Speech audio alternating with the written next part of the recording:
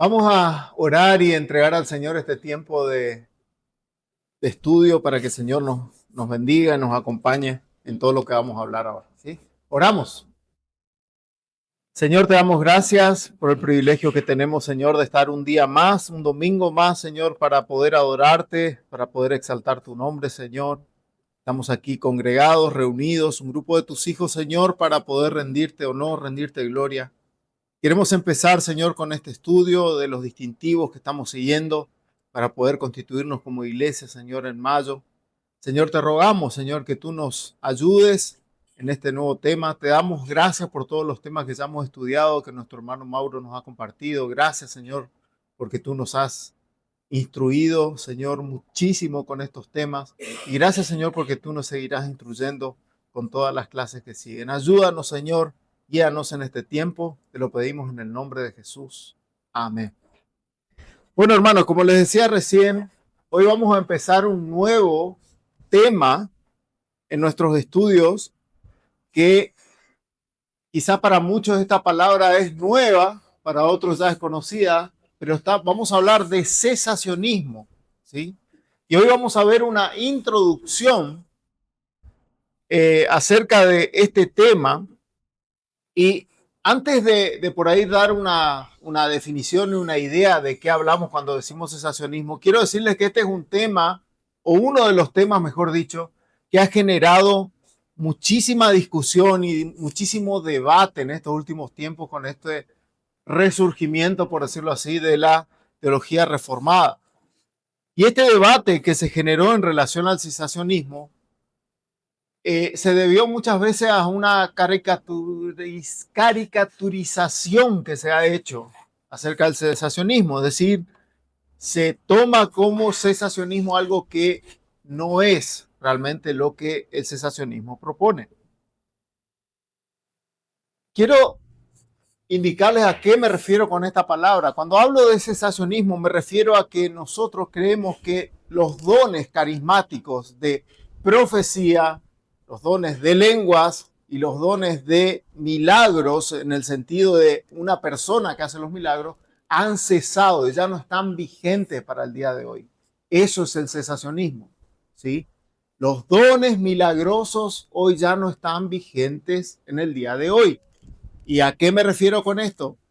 Que no hay más profecía, no hay más lenguas, porque ya tenemos la palabra escrita de Dios suficiente y clara para todo lo que necesitamos. Y Dios no usa a personas para hacer milagros ya en el día de hoy. ¿Dios hace milagros hoy? Sí hace milagros. Nosotros no decimos que Dios no hace milagros, pero ya vamos a entrar más en detalle en esto. Pero digo que Dios ya no usa más a personas como usó los apóstoles, como son los profetas en su tiempo para hacer milagros. Eso propone el cesacionismo. Pero muchos de nuestros hermanos carismáticos, sobre todo pentecostales y continuistas moderados, como se hacen llamar por ahí, ya voy a explicar este asunto en detalle, han sido culpables muchas veces de caricaturizar lo que es el cesacionismo. Es decir, proponer una idea de lo que el cesacionismo no es y hacer una caricatura, hacer un dibujo animado de lo que es el cesacionismo. Porque estos hermanos lamentablemente no han estudiado en detalle lo que propone y tampoco han hablado quizás con los mejores representantes de nuestra postura. Pero también ha pasado que muchos cesacionistas no han definido bien lo que es el cesacionismo. No han definido bien. Y con esto quiere decir que en nuestras filas también a veces cometemos errores por no tener un entendimiento claro de lo que significa esta hermosa doctrina.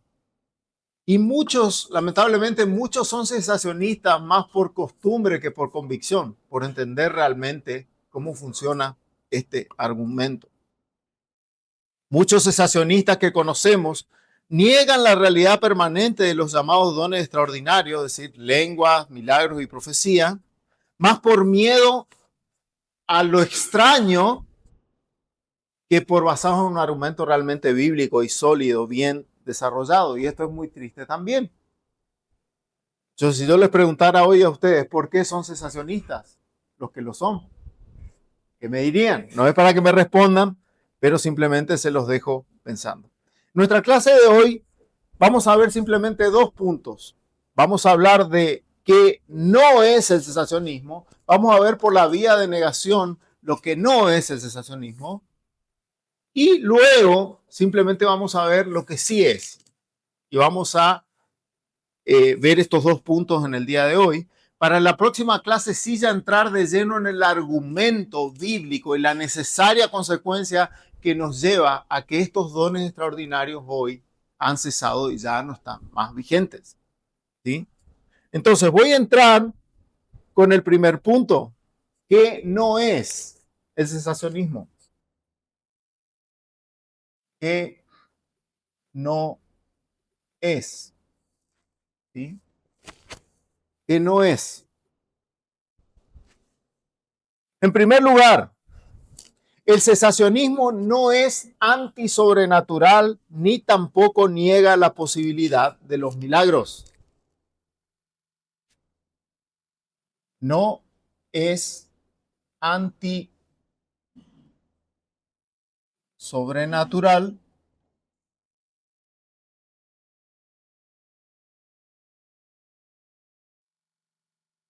y no niega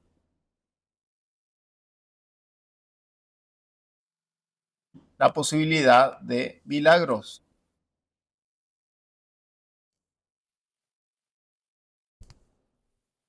Cuando se trata de entender la posición cesacionista, la pregunta no hay que hacer.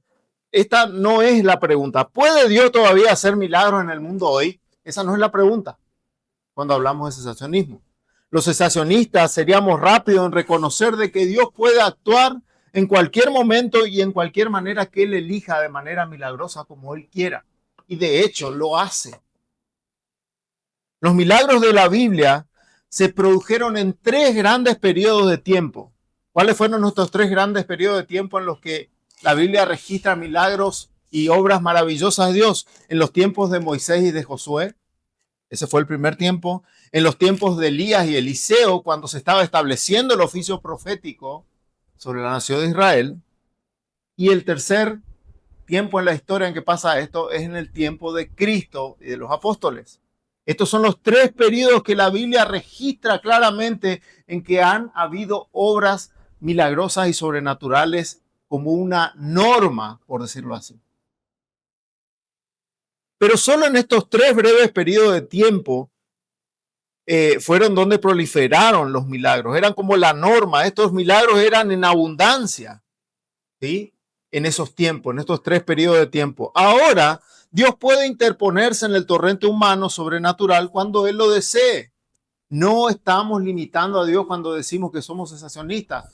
No decimos que eso no puede pasar. Simplemente lo que estamos diciendo es que Él ha escogido limitarse en gran manera a estos tres periodos de tiempo. Y esto es una realidad en las Escrituras. ¿Sí? El cesacionismo entonces no niega la realidad de que Dios puede hacer lo que quiera cuando Él quiera, como dice el Salmo 115:3. Y esto no pone tampoco a Dios en una caja o limita sus prerrogativas soberanas. ¿Sí? El cesacionismo no propone eso. Pero el cesacionismo sí reconoce que había algo único y especial acerca de los milagros y los obradores de milagros que definen, por ejemplo, los ministerios de Moisés y de Josué. Elías, Eliseo y Cristo y sus apóstoles. Por otra parte, se reconoce el hecho aparentemente obvio de que este tipo de milagros, ¿cuáles, por ejemplo? La separación del mar, detener la lluvia, como hizo Elías. ¿Qué otro ejemplo? Resucitar a los muertos, como hizo Eliseo. ¿Se acuerdan ustedes que cuando Eliseo murió, dice que un cadáver lo echaron a la misma tumba de Eliseo? ¿Y qué pasó con ese cadáver? Resucitó. ¿Sí? Apenas tocó el cadáver de Eliseo, resucitó. ¿Cuáles era otro de los milagros en ese tiempo o en el tiempo de los apóstoles? Pedro caminando sobre el agua, ¿sí? La curación instantánea de los cojos y a los ciegos, como el Señor Jesucristo hacía, ¿sí? Todos estos milagros no se están produciendo en la actualidad, hermanos. No están pasando. Este tipo de cosas no pasan en el día de hoy. Y ya vamos a ver estos tres periodos más en detalle cuando analicemos el argumento en la clase del domingo que viene, si el Señor permite. Por lo tanto, los cesacionistas concluimos que la era apostólica fue maravillosamente única y terminó. Y lo que pasó entonces es que no es normal o no es ordinario, por decirlo así, para todos los cristianos vivir en esa misma época que vivían los Cristos y los apóstoles. Nosotros no estamos en esa misma época. Lo normal para todos los cristianos hoy, ¿qué es? El estudio consciente de la palabra de Dios. Lo normal hoy es que el cristiano vaya a Dios en oración. Lo normal hoy es que nosotros escudriñemos las escrituras, que es la única capaz de hacernos sabios y perfectos, como la misma escritura dice. Lo ordinario para hoy, para nosotros, es vivir por fe y no por vista. Eso es lo ordinario para nosotros hoy. Ahora, la pregunta que podemos hacer es decir, ¿puede hacer Dios milagros hoy? ¿Puede hacer Dios cosas extraordinarias hoy? Los cesacionistas decimos claramente que sí, que Dios puede hacerlo. Dios puede hacerlo si Él así lo quiere. De hecho, hermanos, si ustedes se ponen a pensar, ¿qué milagro más grande hay que cuando un pecador se convierte? ¿Qué milagro más grande hay que cuando un pecador, una persona que no conoce al Señor Jesucristo, abre sus ojos espirituales y cree en el Señor Jesucristo? ¿Quién es el único que infunde vida en esa persona? El Espíritu Santo. Ese es un milagro. ¿Ustedes quieren ver milagros hoy? Ese es el milagro más grande que vas a ver. Hermanos, es fácil ver otro tipo de milagros externos. Ese es un milagro interno que nadie puede cambiar el corazón pecador de una persona. Solamente el Espíritu de Dios puede hacerlo. Y ese es un milagro. Dios hace milagros hoy. Waldron expresa muy bien la posición cesacionista de esta manera en su libro Continuarán. Y cito al doctor Waldron aquí, dice, no estoy negando con todo esto que existen los milagros en el mundo de hoy, en el sentido más amplio de acontecimientos sobrenaturales y providencias extraordinarias. Solo estoy diciendo que no hay milagros en el sentido más estricto de hacedores de milagros que hacen señales, testificando la revelación redentora que traen de Dios. Recuerden, ¿cuál era el sentido de los milagros? Hago un paréntesis en la cita del doctor Waldron. ¿Cuál era el sentido de los milagros en el Nuevo Testamento? Testificar, esas señales mostraban y testificaban que ese mensajero que estaba predicando ese mensaje del Evangelio venía de Dios. Ese era el sentido de los milagros. Continúo con la cita del doctor Waldron.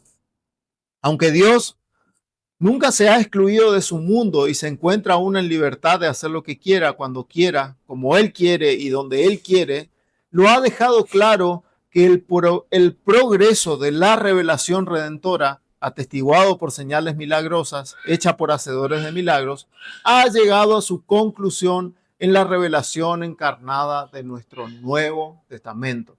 Decimos nosotros, cuando se terminó de escribir el Nuevo Testamento, todas estas formas sobrenaturales en las que Dios actuaba para traer revelación han cesado porque se ha terminado de escribir las Escrituras. Por lo tanto, la pregunta no es si Dios puede todavía hacer milagros. La pregunta que nosotros tenemos que hacernos es la siguiente. ¿Están los dones milagrosos del Nuevo Testamento todavía en funcionamiento hoy en la iglesia? De tal manera que los que era la norma en los días de Cristo y los apóstoles debe esperarse hoy en día. Esa es la pregunta que tenemos que hacernos. Y como cesacionistas, nosotros claramente a esta pregunta respondemos que no. Esos dones no están vigentes hoy. ¿Sí? Bien, entonces ese es el primer punto. Vamos a ponerle punto A. No es antisobrenatural y no niega los milagros. Por otro lado, este argumento que voy a mostrar ahora de qué no es el cesacionismo hace referencia a una conclusión equivocada que a veces se saca sobre un pasaje bíblico y que se cree que hay un pasaje de la Escritura en el que los cesacionistas se basan y que tienen que decir, a eso en lo que se basan ahí es la escritura. Y vamos a leer, yo quiero que me acompañen en 1 Corintios 13:10, porque este argumento, abran sus Biblias ahí, este argumento dice que el cesacionismo no está basado en la interpretación de lo perfecto en 1 Corintios 13:10.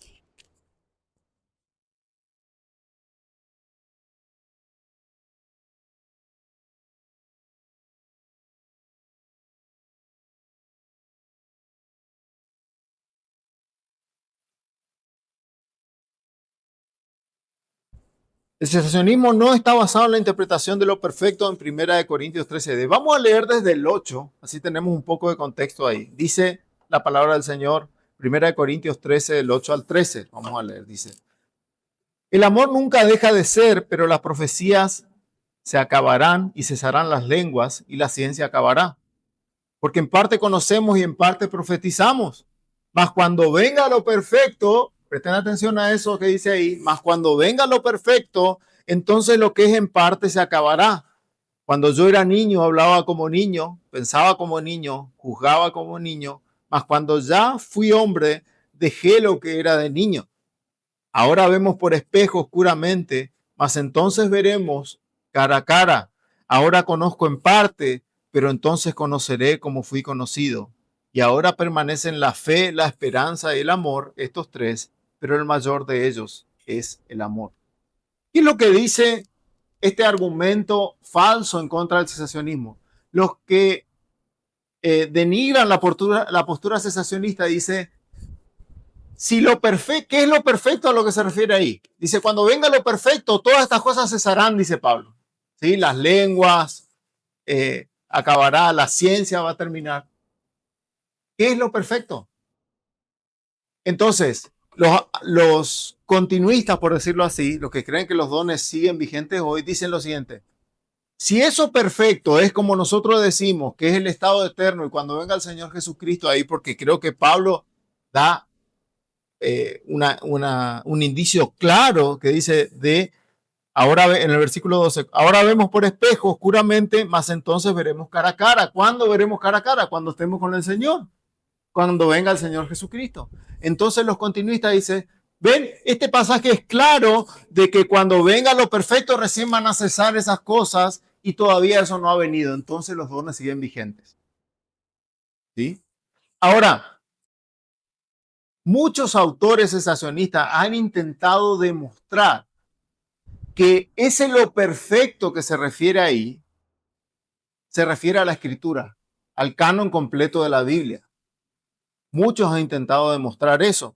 Muchos autores, buenos autores han intentado demostrar eso, pero yo creo que no es la palabra de Dios a lo que se refiere ahí con lo perfecto. No hay forma exegética clara de demostrar que lo perfecto es la palabra de Dios y el canon completo de las escrituras, porque se refiere al estado eterno. ¿Sí? Ahora, muchos dicen, viste, ahí está. Todo el argumento cesacionista se derriba, porque si lo perfecto es el estado eterno y cuando venga el Señor Jesucristo, entonces los dones continúan hasta el día de hoy. Hermanos, el argumento cesacionista no se basa en este pasaje. No se basa en este pasaje. Nosotros creemos que Pablo, yo les puedo asegurar que Pablo se refiere ahí al estado eterno y muchos autores, yo he buscado y muchos autores cesacionistas creen exactamente lo mismo. Y no tenemos problemas de afirmar y decir se refiere al estado eterno, porque el argumento cesacionista no se basa en esa interpretación. No tenemos que forzar ahí ese cuando venga lo perfecto que se refiere a la escritura para poder defender el cesacionismo y decir el argumento, si no es la escritura, el argumento se cae completamente. No, no es así.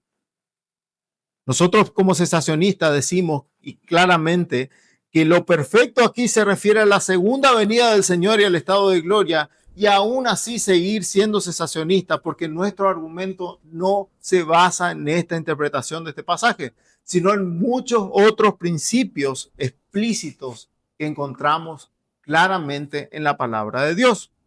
Un autor señala lo siguiente en su comentario de este pasaje. Dice, el último punto importante aquí es que pocos o ninguno de los argumentos serios del cesacionista dependen de una interpretación específica de 1 Corintios 13 del 8 al 11. Estos versículos no deben utilizarse como un argumento para uno u otro lado en este debate. Yo coincido con este autor. Este no es el argumento. No es el argumento en el que nos basamos. No es el argumento en el que se cae o se sostiene nuestra postura cesacionista. Entonces, quiero hacer una aclaración. Cuando estos autores que tratan de demostrar que aquí lo perfecto se refiere al canon bíblico, que se ha completado el canon bíblico, hay muchos autores respetados, por ejemplo, Bruce, F. Bruce, no sé si habrán escuchado, él ya falleció, pero es un respetado exégeta. Él tiene esta posición. Pero yo he buscado evidencia histórica y comentarios contemporáneos que son abrumadores, exegéticos, que se refieren a la segunda venida del Señor. ¿Sí? Entonces yo creo que estos hermanos en ese punto han estado equivocados. No se puede sostener de que aquí lo perfecto se refiere al canon de la Biblia. Pero no importa. Básicamente lo que le estoy diciendo ahora, que nuestro argumento cesacionista no está basado en una interpretación de 1 Corintios 13:10 y nosotros podemos decir claramente, se refiere al estado eterno.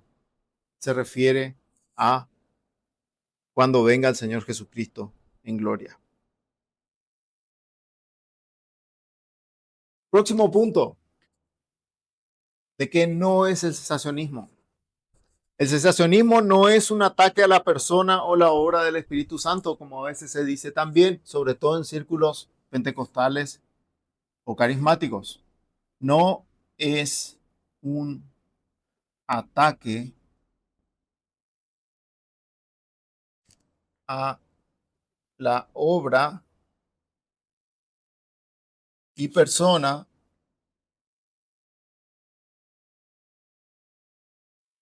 del Espíritu Santo. No es. De hecho, todo lo contrario es cierto. Los cesacionistas estamos motivados por un deseo de ver al Espíritu Santo glorificado. Nos preocupa que mediante la redefinición de los dones, como pasa a menudo hoy, una redefinición de estos dones carismáticos, la posición continuista degrada la naturaleza extraordinaria de estos dones. Lo que reduce el trabajo verdaderamente milagroso del Espíritu Santo en las primeras etapas, como ya les mencionaba hoy en estas etapas. Los cesacionistas estamos convencidos que mediante la redefinición de lo que es la sanidad bíblica o los milagros de sanidad, como se ven en las Escrituras, la posición carismática presenta un mal testimonio al mundo entero de cuando los enfermos no se curan. ¿Cuántas veces hemos visto, hermanos, de que reuniones carismáticas de milagros, las que se promueven, las sanidades, y al final la gente no se cura? Eso es un mal testimonio delante de los incrédulos del poder de Dios. Por la redefinición de las lenguas, la posición carismática promueve un tipo de jeringosa, un idioma que no se entiende, sin sentido, que va en contra de todo lo que sabemos sobre el don bíblico de lenguas, que sabemos que eran lenguas humanas las que se hablaban. Y la Escritura lo enseña claramente. Cuando Pablo dice, si yo tuviera lenguas angélicas, no está diciendo que hay lenguas angélicas, sino que está usando una hipérbole, está exagerando para poder demostrar su punto. Mediante la redefinición de la profecía, la posición carismática da crédito a aquellos que dicen hablar en nombre de las mismas palabras de Dios y sin embargo hablan en error. Los profetas de hoy, los profetas entre comillas de hoy, que dicen cualquier cosa que va totalmente contrario a la palabra de Dios. ¿Y cómo el Espíritu Santo que inspiró la palabra de Dios, cómo va a decir cosas contrarias a lo que Él ha inspirado?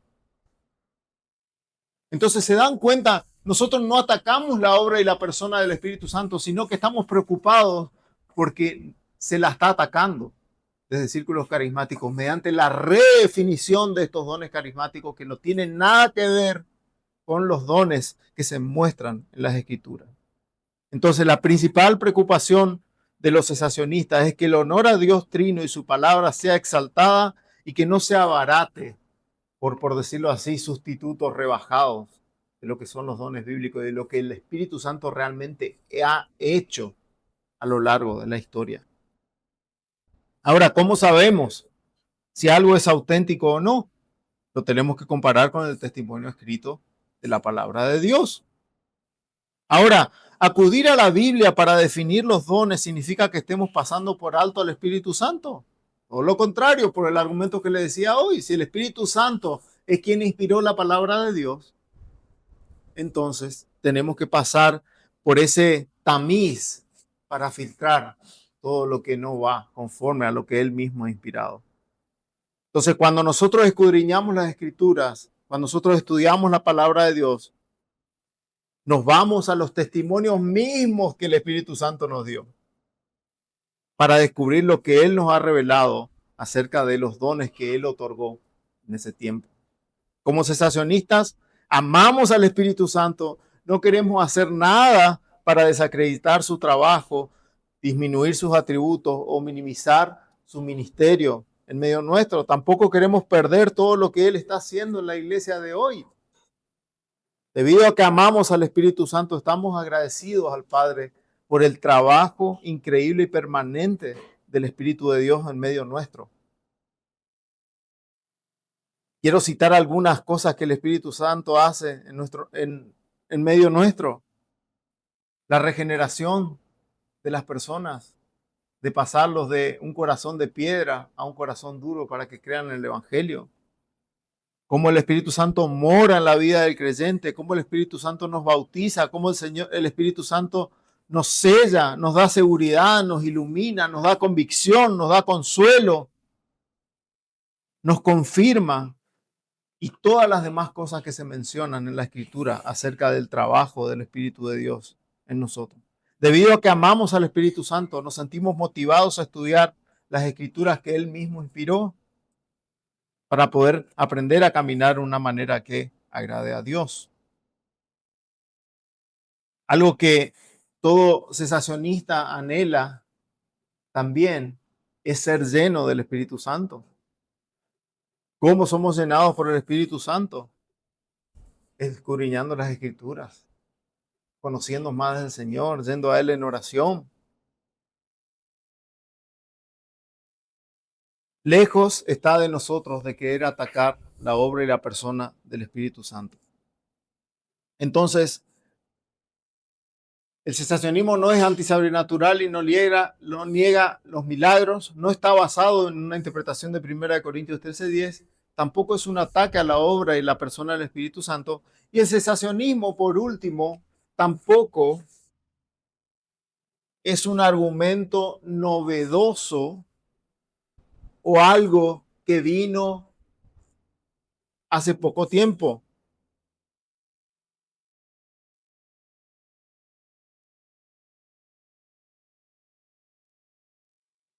El cesacionismo no es algo novedoso, no es algo que surgió en el siglo XVIII cuando el racionalismo surgió en Europa, no.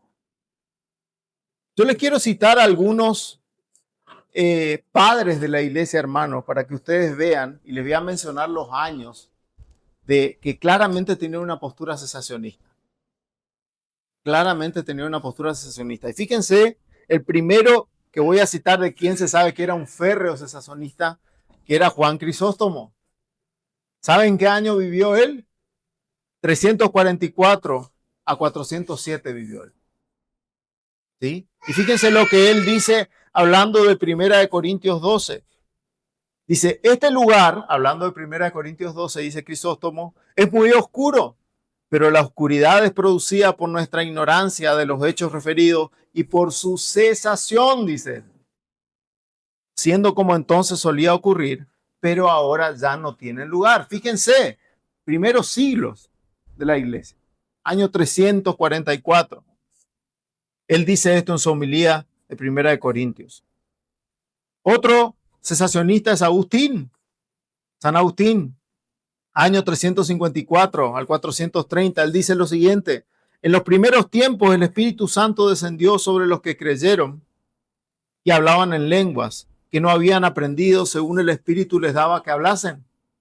Estas señales se adaptan al tiempo porque no había este presagio del Espíritu Santo en todas las lenguas, es decir, idiomas, para mostrar que el Evangelio de Dios iba a ejecutarse a través de todas las lenguas sobre la tierra.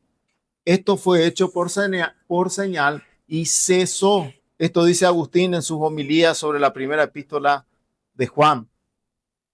Teodoreto de Ciro, año 393, dice lo siguiente: en tiempos antiguos, los que aceptaron la predicación divina y que fueron bautizados por la salvación, les dio señales visibles la gracia del Espíritu Santo que actuaban en ellos.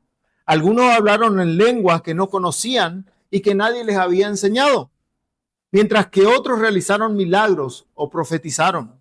Los corintios también hicieron todas estas cosas, pero no hicieron uso de los dones como deberían haber hecho. Estaban más interesados en presumir que su uso era para la edificación de la iglesia. Incluso en nuestro tiempo, la gracia se da a aquellos que son considerados dignos del santo bautismo, pero no puede tomar la misma forma como se hizo en aquellos días, dice Teodoreto de Ciro en su comentario sobre la epístola a los Corintios. Puedo citarle muchísimos más como Orígenes, Ambrosio, del siglo III, siglo IV, pero por razones de tiempo no lo voy a hacer. Pero quiero que pasemos a la época de la Reforma. Lutero, año 1483 a 1546, dice lo siguiente Lutero: en la iglesia primitiva el Espíritu Santo fue enviado en forma visible. Él descendió sobre Cristo en forma de paloma y en la semejanza de fuego sobre los apóstoles y otros creyentes. Este derramamiento visible del Espíritu Santo era necesario para el establecimiento de la iglesia primitiva. Fíjense, etapa. Así como también los milagros que acompañaron el don del Espíritu. Pablo explicó el propósito de estos dones milagrosos del Espíritu en 1 Corintios 14, 22. Las lenguas son por señal, no a los creyentes, sino a los incrédulos, dice Pablo ahí en 1 Corintios 14, 22. Una vez que la iglesia, continúa Lutero, se había establecido y anunciado adecuadamente por estos milagros, el aspecto visible del Espíritu Santo cesó, dice él. Lutero también era cesacionista. ¿Qué decir de Calvino? Calvino dice lo siguiente: año 1509 a 1564. Aunque Cristo no estableció expresamente si tenía o no la intención de que este don de los milagros a ser temporales o permanecer perpetuamente en la iglesia, sin embargo, lo más probable es que los milagros fueron prometidos solo por un tiempo a fin de dar realce al evangelio mientras que estaba nueva o en un estado de oscuridad. Esto dice en su comentario de los evangelios sinópticos. Y luego, en su institución, Calvino dice lo siguiente: el don de sanidad, como el resto de los milagros que el Señor quiso que se llevaran a la luz durante un tiempo, se ha desvanecido con el fin de la predicación del evangelio maravilloso para siempre. ¿Qué decirle de John Owen, 1616 a 1683? Owen dice: los dones que en su propia naturaleza excedieron el poder total de todas nuestras facultades, esa dispensación del Espíritu hace mucho tiempo que cesó, y que si ahora son pretendidos por cualquiera, puede sospecharse con justa razón de ser un delirio entusiasta. Owen era bastante tajante con respecto a este tema, ¿sí? Les puedo citar a Thomas Watson, Matthew Henry, John Gill, Jonathan Edwards. Hermanos, ¿saben cómo se llamó a la época en la que vivió Jonathan Edwards en Estados Unidos? A ver, ¿quién se acuerda? Mauro se acuerda. El gran avivamiento, hermano. Qué mover poderoso del Espíritu Santo fue esa época. Millones de personas se convertían, creían en el Evangelio, iban llorando arrepentidas a los pies del Señor. Y fíjense lo que dice Edwards, ¿sí? Que fue uno de los predicadores en esta época. Él dice lo siguiente: estoy hablando año 1703 a 1758 en Estados Unidos. Él dice lo siguiente, en un sermón que él tituló El Espíritu Santo siempre se comunicaba con los santos. Él dice así: en el día de su encarnación, hablando de Cristo, los discípulos tenían una medida de los dones milagrosos del Espíritu y por lo tanto habilitados para enseñar y hacer milagros. Pero después de la resurrección y ascensión, fue el derramamiento más completo y extraordinario del Espíritu en sus dones milagrosos como nunca se llevó a cabo a partir del día de Pentecostés. después de que Cristo había resucitado y ascendido al cielo. Y en consecuencia de esto, no solo aquí y allá, una persona extraordinaria fue dotada con los dones extraordinarios, pero que eran comunes en la iglesia y así continuaron durante toda la vida de los apóstoles o hasta la muerte del último de ellos. Aún el apóstol Juan, que tomó unos 100 años desde el nacimiento de Cristo para que los primeros 100 años de la era cristiana o el primer siglo fuese la época de los milagros, ¿sí? Él claramente también tenía una posición cesacionista. Tengo otra cita de él, pero no la voy a leer por cuestiones de tiempo.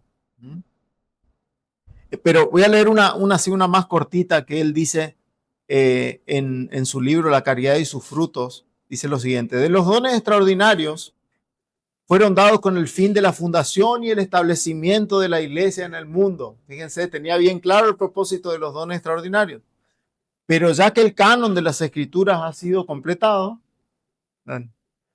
y la iglesia cristiana plenamente fundada y establecida, estos dones extraordinarios han cesado. ¿Sí? Han cesado. Entonces, tenemos vasta experiencia histórica para decir que el cesacionismo no es algo novedoso y que surgió hace poco tiempo. Y no es algo contemporáneo, es algo que a lo largo de la historia de la iglesia primitiva, se ha sostenido y se ha tenido claridad respecto de este tema. ¿Sí? Voy a pasar al segundo punto y voy a definir brevemente qué es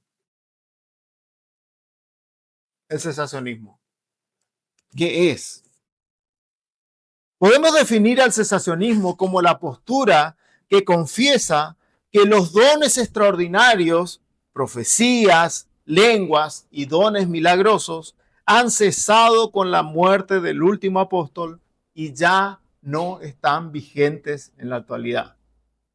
Leo de vuelta. Podemos definir al cesacionismo como la postura que confiesa que los dones extraordinarios, ¿cuáles dones extraordinarios? Profecías, lenguas y dones milagrosos, han cesado con la muerte del último apóstol y ya no están vigentes en la actualidad. La esencia de la postura cesacionista podemos articularla brevemente. Cuando Dios imparte nueva revelación especial, usa métodos extraordinarios como la profecía y las lenguas para otorgar tal revelación. ¿Sí? Mientras se estaba escribiendo el Nuevo Testamento, por ejemplo, ¿qué hacía Dios? Dios otorgaba revelación a través de los profetas, a través de los apóstoles. Y también habían señales extraordinarias como los milagros para confirmar a las personas que debemos recibir. Las señales milagrosas servían como una confirmación de las personas que teníamos que recibir, es decir, los profetas y los apóstoles, como comunicadores inspirados de esa revelación que Dios estaba dando en ese tiempo. En consecuencia, cuando Dios no está impartiendo una nueva revelación especial, como es esta época, yo le pregunto, ¿Dios está impartiendo nueva revelación especial para toda su iglesia? No. ¿Por qué? Porque la revelación especial, ¿cuál es? Que tenemos hoy. La palabra escrita de Dios. Entonces, si Dios no está impartiendo nueva revelación especial, no utiliza señales ni métodos extraordinarios. Más bien, obra en y a través de la exposición de su revelación especial, que hoy es la escritura, llevada a cabo por maestros dotados y ancianos de la iglesia debidamente instalados. Eso dice la posición cesacionista. Hoy no necesitamos nueva revelación porque la revelación ya está completa. Y el argumento cesacionista entiende claramente que cuando Dios impartía revelación, nueva revelación, o mejor dicho, revelación especial, salvífica, que dio como Dios iba a redimir a las personas, entonces sí utilizaba estos medios. Pero hoy, como ya tenemos la palabra escrita de Dios, estos medios y estas formas no son necesarias, porque Dios nos está impartiendo nueva revelación especial. Nosotros ya tenemos la revelación especial escrita de Dios, que es su palabra. Algunos han argumentado que aunque creen que los dones de continuación de la revelación han cesado en la iglesia de hoy, no se sienten capaces de decir que la palabra de Dios afirma que los dones han cesado. Ciertamente, hermanos, No llegamos a la conclusión bíblica del cese de los dones de revelación por textos explícitos. No llegamos a la conclusión por un texto que diga claramente que los dones han cesado. No, no hay ningún texto en la Biblia que diga eso. Pero sí llegamos a esa conclusión por necesarias consecuencias de lo que la Escritura explica. ¿Se acuerdan que nuestra confesión dice que hay conclusiones a las que llegamos dicen, necesaria consecuencia, básicamente? ¿Sí? Entonces nosotros aplicamos ese principio para poder tener una posición cesacionista y para poder entenderla. Y es aquí en donde el entendimiento de la iglesia en dos etapas, que es el argumento que vamos a ver el domingo próximo, el argumento de la iglesia en dos etapas, es vital, pues este argumento nos permite ver con claridad en la Escritura la cesación de los dones de revelación. Y esto lo vamos a estudiar en la próxima clase. Yo todavía no he presentado, hermanos, un argumento para el cesacionismo. No lo presenté. Simplemente les di una definición y les expliqué que no es, como muchas veces se cree, no es antisobrenatural, no niega los milagros, no está basado en una interpretación de 1 Corintios 13:10, no es un ataque a la obra y persona del Espíritu Santo, sino todo lo contrario. Estamos preocupados porque el Espíritu Santo se lo está denigrando y no es algo novedoso. La postura cesacionista no es algo novedoso. Y por último, les di una definición de lo que es el cesacionismo. El domingo que viene sí vamos a entrar en el argumento y cómo llegamos a la conclusión de la cesación de los dones. ¿Sí? Quisiera saber si hay alguna pregunta respecto de estos temas. Sí, también puede ser un argumento que se presenta. Como ya digo, el argumento principal no es de que los dones han cesado porque no son necesarios. No decimos eso como argumento principal, pero es una consecuencia. ¿Sí? Es decir, nosotros vemos que Dios ya ha dado su revelación especial, que es la palabra de Dios, y que tenemos todo lo que necesitamos, entonces no hay necesidad de nueva revelación especial.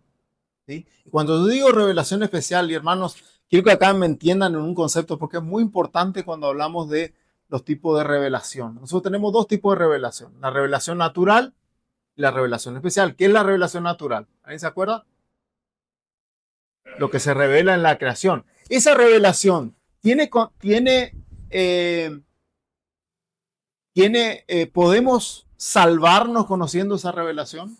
¿Tiene un conocimiento salvador la revelación natural? Es decir, por la creación y alguien observando la creación y ver todo lo que Dios hizo y dice, hay un Dios, entonces tengo que creer en ese Dios y ya es salvo esa persona.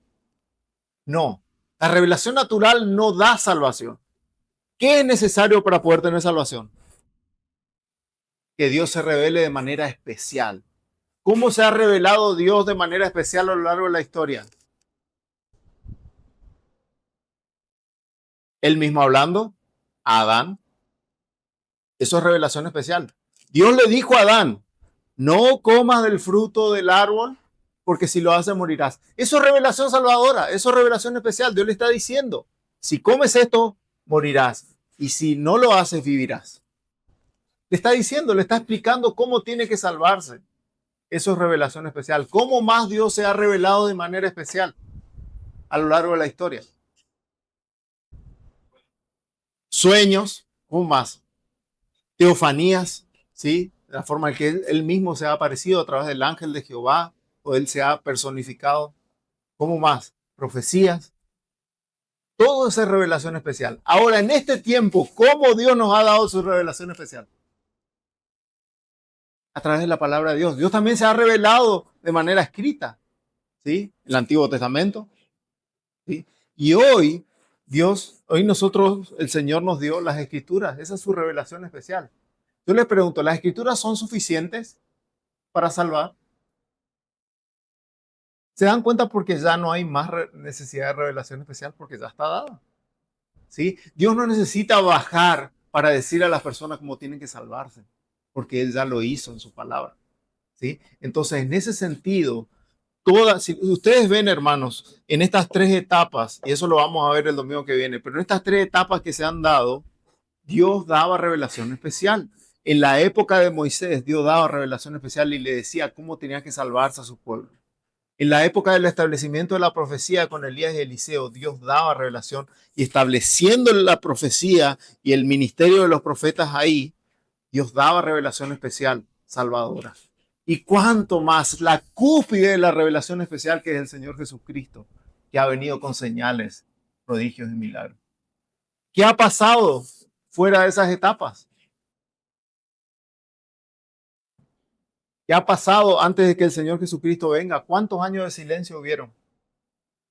Más de 400 años de silencio. ¿Sí? Entonces, Dios ha elegido esos tiempos para revelarse de manera especial a su pueblo. ¿Y cuál va a ser la última revelación especial de Dios? Y la que nosotros estamos esperando. La venida de nuestro Señor Jesucristo. ¿Sí? Nosotros estamos esperando todavía una revelación especial. Y estamos esperando ver señales milagrosas cuando Él venga en las nubes a buscar a su iglesia. ¿Se dan cuenta, hermanos, que no somos antisobrenaturales? ¿Sí?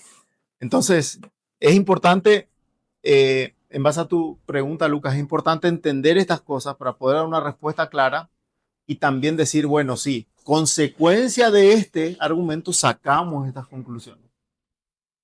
Una pregunta más. Mati. Exactamente. Eso es muy, muy cierto lo que vos decís, Mati, de que esos pasajes se malentienden bastante en el día de hoy. ¿Sí? Dios estableció a sus apóstoles, a sus profetas, sí, claro que Dios los hizo, pero lo hizo para un tiempo específico. Luego de los apóstoles no ha habido más apóstoles.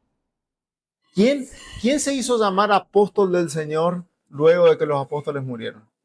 Nadie. Eso sí es algo moderno, es algo novedoso, de que hoy muchos se auto llaman apóstoles.